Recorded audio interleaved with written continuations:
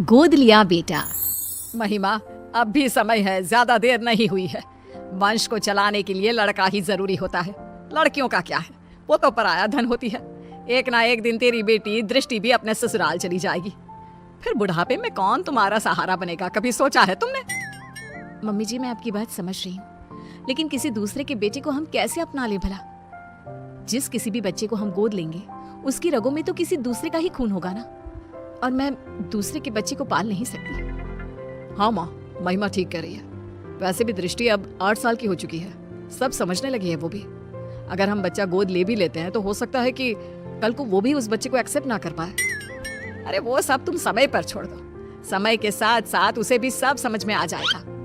वसुंधरा अपनी बेटी बहू को रोजाना यही बात बोलती, जिसे गिरीश और महिमा नजरअंदाज करते रहते। फिर एक दिन, तुम लोगों को पता है वो जो हमारे पड़ोस में विमला रहती थी ना, जिसकी सिर्फ 2 बेटियां थी, आज उसकी बंद कमरे में लाश मिली है। जानती हो, उसकी सास ने भी उसे समझाने की बहुत कोशिश की थी कि किसी लड़के को गोद ले आए, लेकिन उसने अपनी सास की एक ना सुनी, और देखो आज कंधा देने वाला भी कोई नहीं।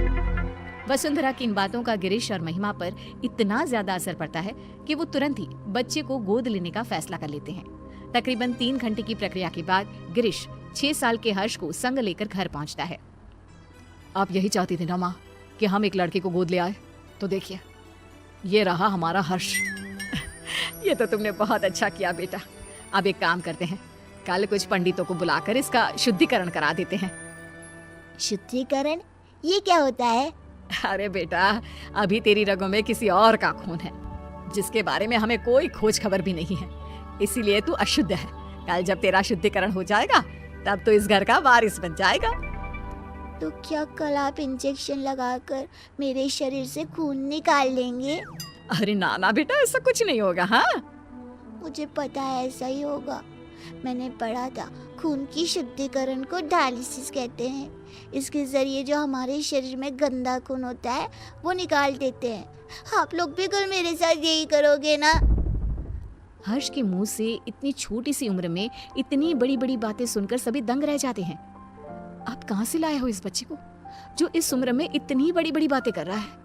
कहा था ना कोई मासूम सा बच्चा लाना। महिमा, यह अभी सिर्फ 6 साल का है। अगर मैं इससे भी छोटा बच्चा लाता तो तुम्हें पता ही है छोटे बच्चों के साथ कितनी दिक्कतें होती हैं। हाँ, लेकिन आपको यही बच्चा मिला जो इस उम्र में इतना कुछ समझता है। उससे तो आगे भगवान ही बचाए। मैं दृष्टि के पास जा रही हूँ, आप संभालिए इस शैतान को।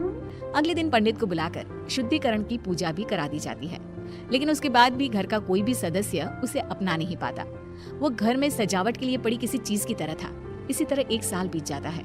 समय के साथ साथ हर्ष को भी अपनी और सौतेले में फर्क समझ आ जाता है। अब दृष्टि 9 की और हर्ष 7 साल का हो चुका होता है। दृष्टि बेटा, मैंने तुम्हारे लिए एक साइकिल खरीदी है। अब तुम्हें स्कूल बस से जाने की कोई जरूरत नहीं है। थैंक यू पापा। पापा, मेरे लिए भी आप एक साइकिल खरीद लीजिए। स्कूल बहुत दूर है, मैं आने जाने में थक जाता हूँ। अगर स्कूल इतना ही दूर है तो कल से जाने की कोई जरूरत नहीं है, घर पर बैठ जा। मेरे पास इतने पैसे नहीं कि अब तुझे भी साइकिल खरीद कर दे सकूं। हर्ष मुंह लटकाकर वहां से चला जाता है। तुम लोग क्यों उसे अपना नहीं पा रहे हो? आखिर कब तक ऐसे ही उसके साथ सौतेलापन का व्यवहार करते रहोगे? दृष्टि की तरह वो भी तुम लोगों का बेटा है। बुढ़ापे में वही तुम्हारा सहारा बनेगा।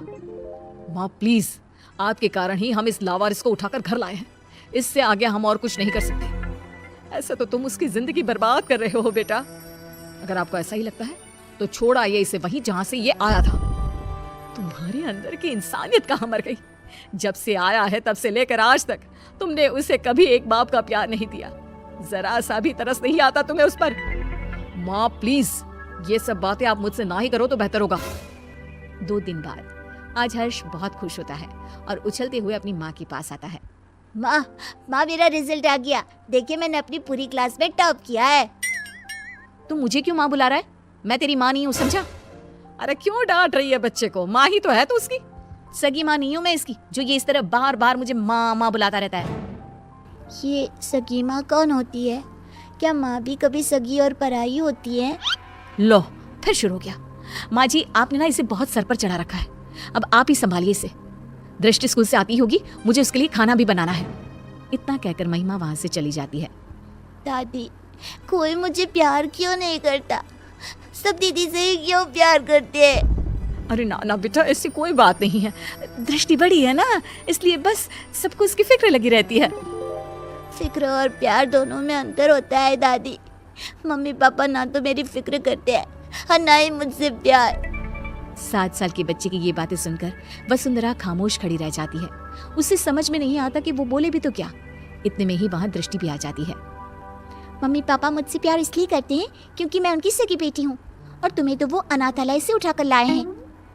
दृष्टि, कितनी बार समझाया है, इस तरह बात नहीं करते। छोटा भाई है वो तुम्हारा। ये मेरा कोई भाई भाई नहीं है।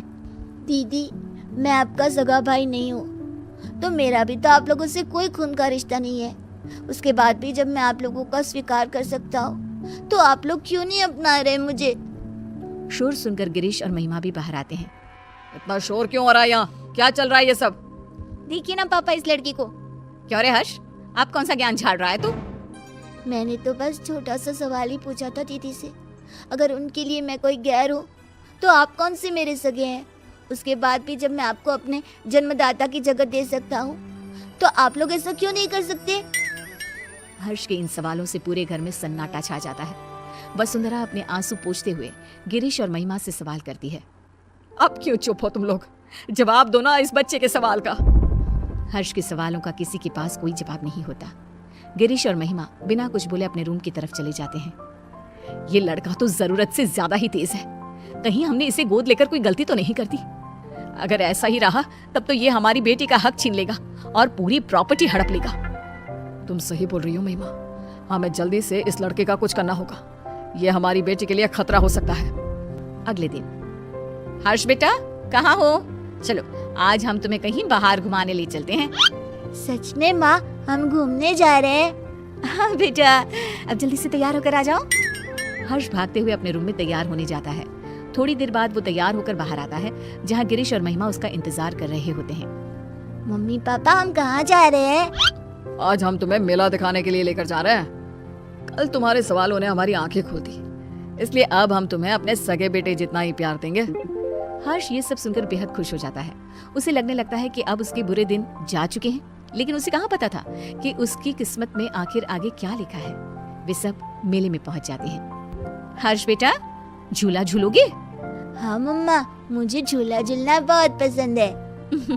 ठीक है, तुम जाकर झूला झूल लो, हम लोग तुम्हारा यहीं इंतजार करते हैं।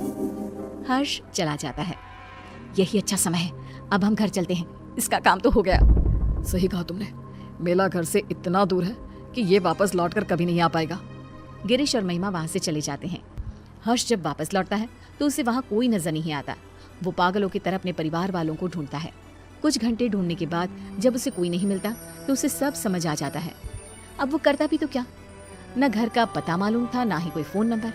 थक हार कर वो वहीं बैठ जाता है। तुम दोनों तो हर्ष को मेले पर लेकर गए थे ना, इतनी जल्दी वापस आ गए? और हर्ष कहाँ है? कहीं नजर नहीं आ रहा। माँ, वो अपने पुराने दोस्तों से मिलने की बहुत जिद कर रहा था, तो हम उसे अनाथ आश्रम छोड़कर आ गए हैं। कुछ दिन के बाद आ जाएगा, आप परेशान ना हो।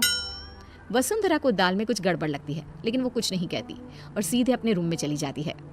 महिमा, माँ को इसके बारे में कुछ पता नहीं चलना चाहिए। महिमा सिर हिलाकर हाँ कहती है।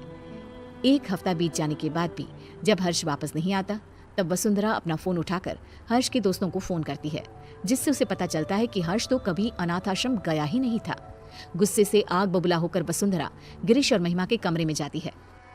हर्ष तो अनाथ आश्रम गया ही नहीं, फिर तुम लोगों ने मुझसे झूठ क्यों बोला? कहाँ है मेरा पोता, बताओ मुझे।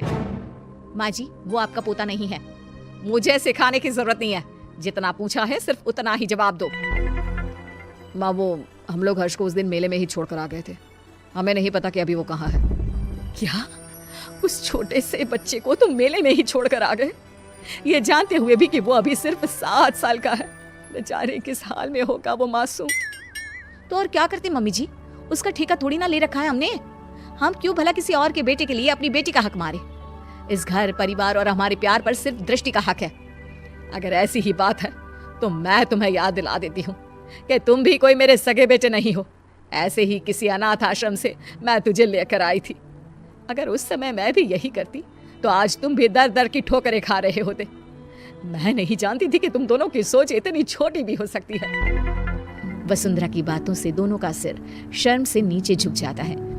उन्हें अपनी गलती का एहसास तो हो चुका होता है, लेकिन अब शायद बहुत देर हो चुकी होती है।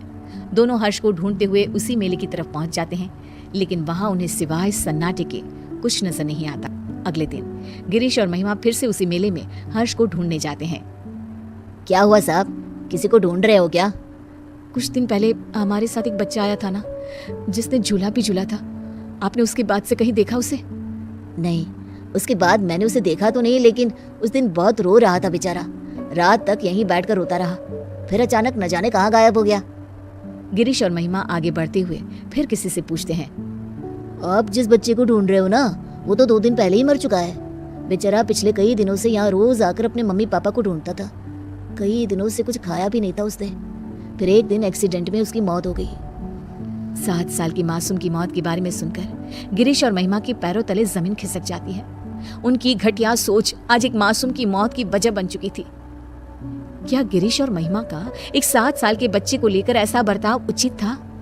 गोद लिए हुए बच्चे को अपनाने के बाद भी आखिर क्यों उन पर सौतेले और अनाथ होने का टैग लगा दिया जाता है? क्या सिर्फ खून के रिश्ते ही रिश्ते होते हैं? दिलों के रिश्तों का कोई वजूद नहीं होता?